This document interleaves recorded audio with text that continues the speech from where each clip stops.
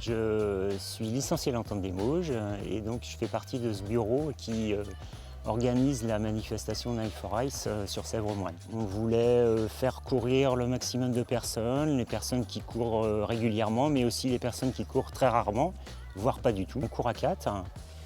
Il y a une boucle de 2,5 km donc, au sein de la commune, là, Saint-Macaire, vraiment à l'intérieur de la ville. Le premier coureur donc, part tout seul, fait sa boucle de 2,5 km, il est rejoint par le deuxième coureur, qui lui va courir 2,5 km avec lui, ainsi de suite, jusqu'au troisième coureur et au quatrième coureur, qui lui va courir que 2,5 km la dernière boucle, et donc arriver bien sûr ensemble. C'est le concept, s'il faut tous arriver ensemble.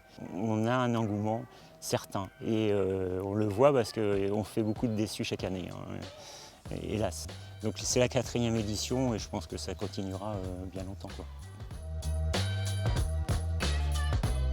Déjà dans un premier temps au niveau administratif, pour tout ce qui est arrêtés municipaux ou demande d'autorisation. En amont, des articles sur le magazine Sèvres-Moine, sur le site de Sèvres-Moine bien sûr, dans les réseaux sociaux. Et puis aussi autrement, bien sûr le service technique. Il faut du matériel et de la main-d'œuvre. Notre maire tient toujours à donner le coup de départ, enfin le coup de pistolet pour le départ de la course chaque année. Il y a 150 bénévoles sur la manifestation le jour de la course et donc là c'est certain qu'on ne pourrait pas faire sans, ainsi que les mécènes qui nous aident bien.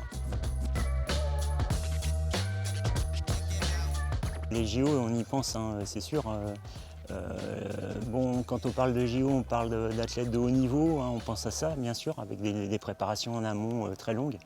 Je pense que pour beaucoup, justement, notre course, c'est un petit peu l'objectif de l'année, voire de plusieurs années pour certains. Donc c'est les JO de beaucoup de personnes en fait, avec malgré tout mais une préparation de plusieurs semaines, voire plusieurs mois, pour pouvoir courir le 7 juin 2024.